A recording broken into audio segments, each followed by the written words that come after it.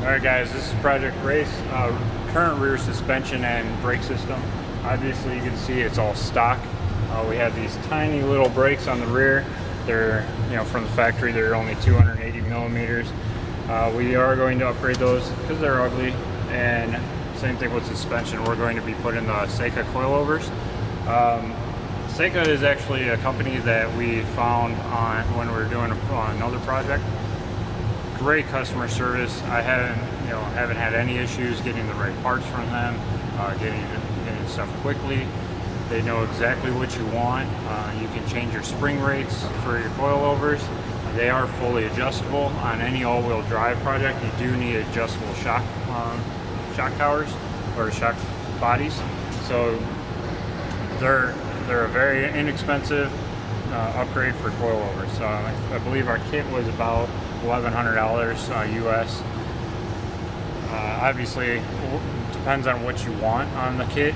Changes, the price tag on it. But go ahead and go on their website. I believe it's Ceika-performance.com. We'll put the link in the description below, so you guys can go and check that out. These guys are great to deal with. You can tell them that MooseTech 1 sent you, and they'll hook you up. So let's go ahead and unbox these things. Alright, so we have the wood shirts. We have the front coilovers. They're beautiful anodized. You can see that they are fully adjustable. They also have the adjustment in the top. Now they come with these pillow ball tops. We have adjustable upper camber plates that we're going to be installing. So these will actually come out and install the upper camber plates. So go ahead.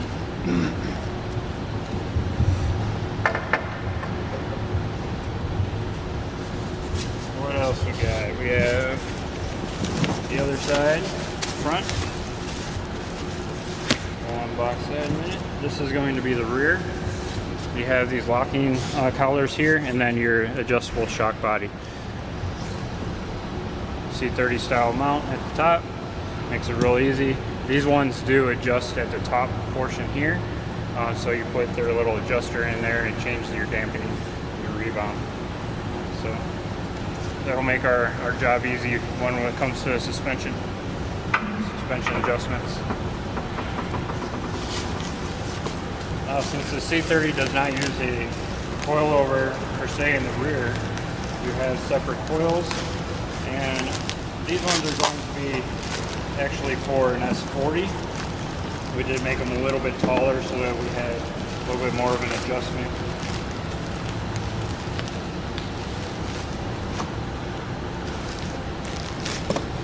Bolts here, hardware.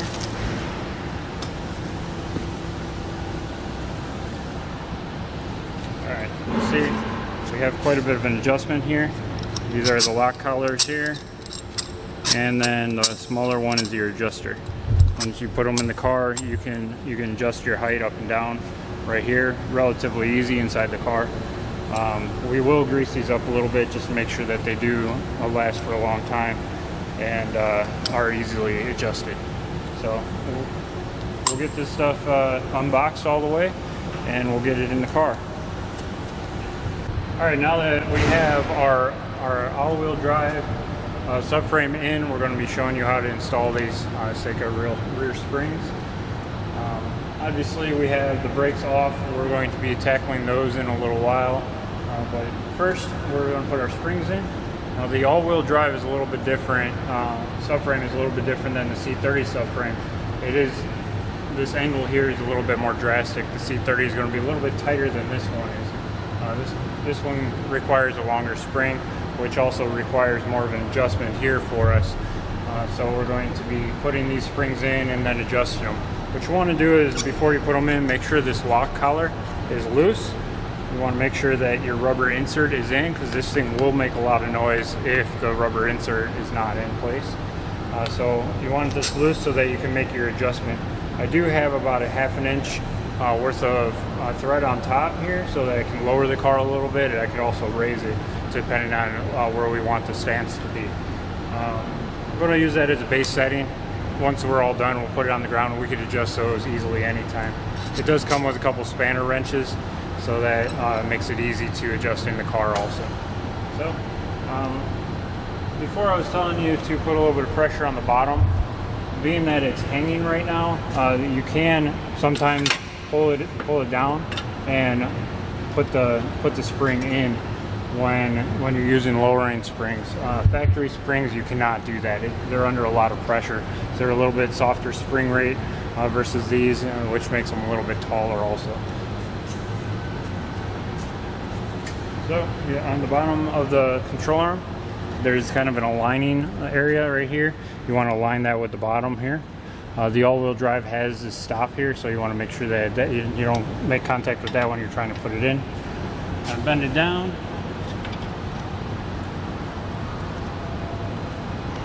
Align your bottom of your spring. And you don't want it riding on the metal of the control arm. You want it kind of at the start of the hole or right halfway in between.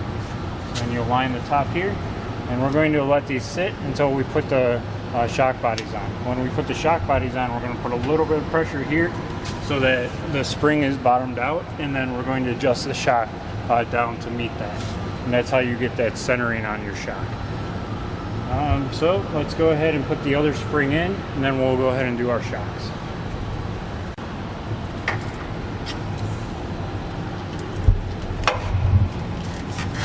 Alright, same thing with that spring is in.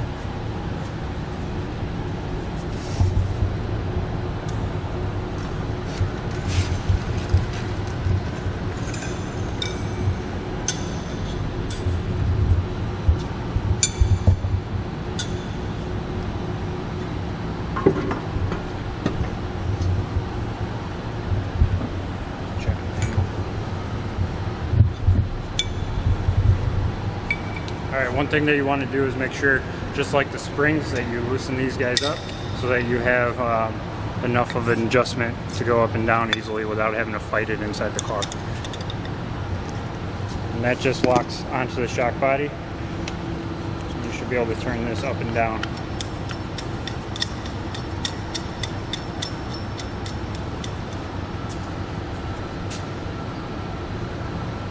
Next up, I'll lower the car down, put the two top bolts in, and then we'll spin the bottom up.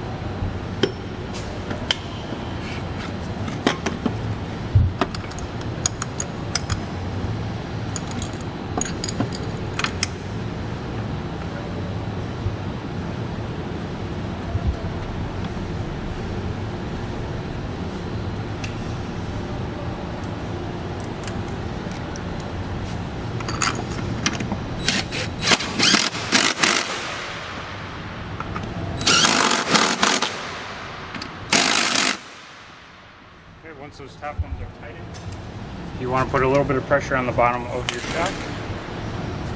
I'm sorry, on the bottom of your control arm.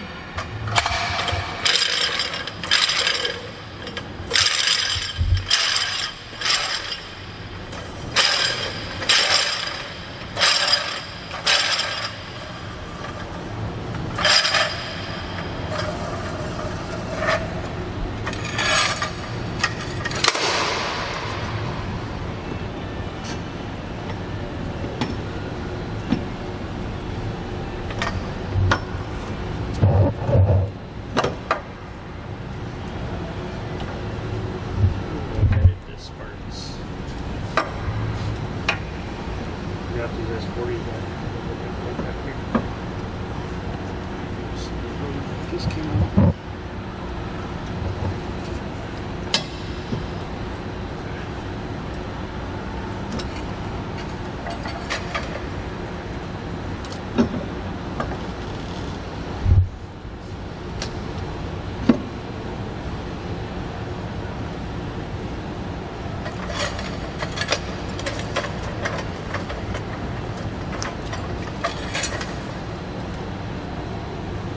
Alright, so what you want is you want to put a little bit of pressure on the bottom of your control arm.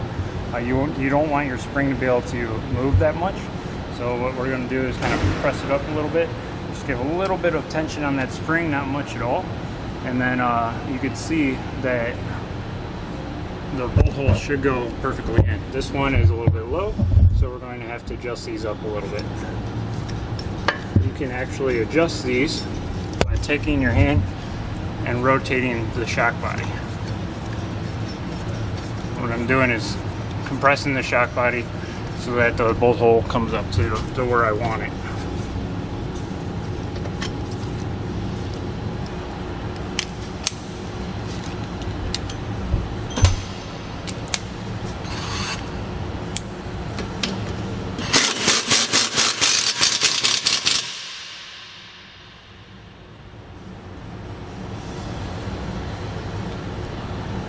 Alright, so we got our bolt back in. You can spin your collar down.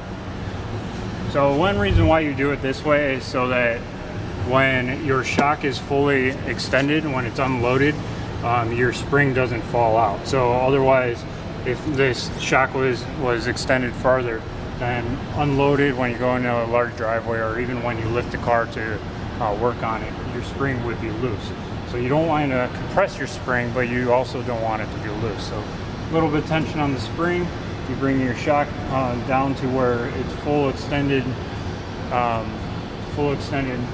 shock body is, to where you can put the bolt in.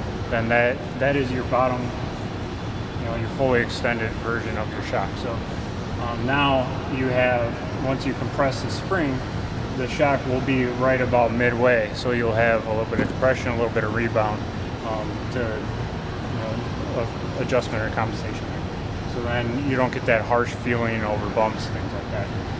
It's very important that you do adjust these properly and evenly side to side, so that you don't have the car going over bumps and the back end feel unstable or loose, or you don't also want to go into a turn and one direction it can kind of slide out a little bit or not compress enough to handle the turn, and then the next one kind of does. So you get that uneven feeling side to side. So definitely want to make these the adjustments correctly. You want to make sure that you have plenty of movement in your shock. Otherwise, going down the road, it's just not enjoyable, and you'll think that your shocks are not, it's not a good kit, but it actually is a good kit. So we need to make sure that we make those adjustments on every one of them, and so then when you're reviewing them too, you don't give them a bad rating just because you didn't adjust them properly. So next thing to do is I'm going to measure from the top of the thread to the top of this collar. We'll try to get the other one even, make install a little bit quicker on that side, and also we'll make it more even side to side. You can sit there and count each thread. There's fine threads. I'm not going to do that. I'm going to get a ballpark, and it's going to be pretty good.